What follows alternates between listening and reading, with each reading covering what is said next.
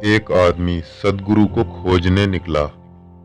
अपने गांव से बाहर निकलते ही उसे एक पेड़ के नीचे बैठा पहला संत मिला। उस व्यक्ति ने संत से कहा, मैं सद्गुरु को खोजने निकला हूं। क्या आप मुझे बता सकते हैं कि सद्गुरु की पहचान क्या है, क्या लक्षण हैं, ताकि मुझे सद्गुरु को पहचानने में सुविधा हो जाए।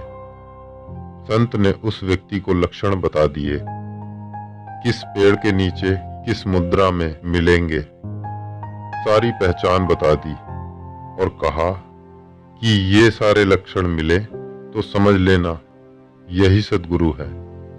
फिर वह व्यक्ति सद्गुरु की खोज में निकल गया। इस खोज में 30 साल बीत गए। वो व्यक्ति सारी पृथ्वी का चक्कर लगाकर थक गया, पर सद्गुरु ना मिला। बहुत मिले मगर कोई सद्गुरु ना था। निराशावश अपने गांव लौट रहा था तो हैरान हो गया। उसे अपनी आंखों पर भरोसा ना आया। वो बूढ़ा बैठा था उसी पेड़ के नीचे। वो वृक्ष वही था जो बूढ़े ने बताया था। ये आसन भी वही लगाए बैठा था जो 30 साल पहले देख कर भी ना देख सका। उसके चेहरे पर वही भाव, वही मुद्रा थी जो 30 साल पहले बताया था। क्या मैं अंधा था?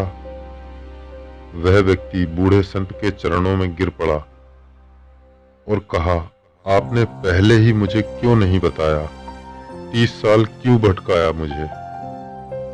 ये क्यों ना कहा कि मैं ही सद्गुरु हूं? बूढ़े ने कहा कि मैंने तो कहा था, पर तुम तो सुनने को तैयार ही ना थे। तुम बिना भटके घर भी नहीं आ सकते थे। अपने घर आने के लिए भी तुम्हें 1000 घरों पर दस्तक देनी पड़ेगी, तभी तुम आओगे। कह तो दिया था मैंने, सब बता दिया था मैंने। यही वृक्ष, यही आसन और इसी मुद्रा की व्याख्या की थी, लेकिन तुम बड़ी जल्दी में थे। कहीं दूर खोजने जा रहे थे, पास ही में ना देख सके। खोज महत्वपूर्ण थी, सत्य महत्वपूर्ण नहीं था तुम्हें। फिर भी लेकिन आ गए तुम।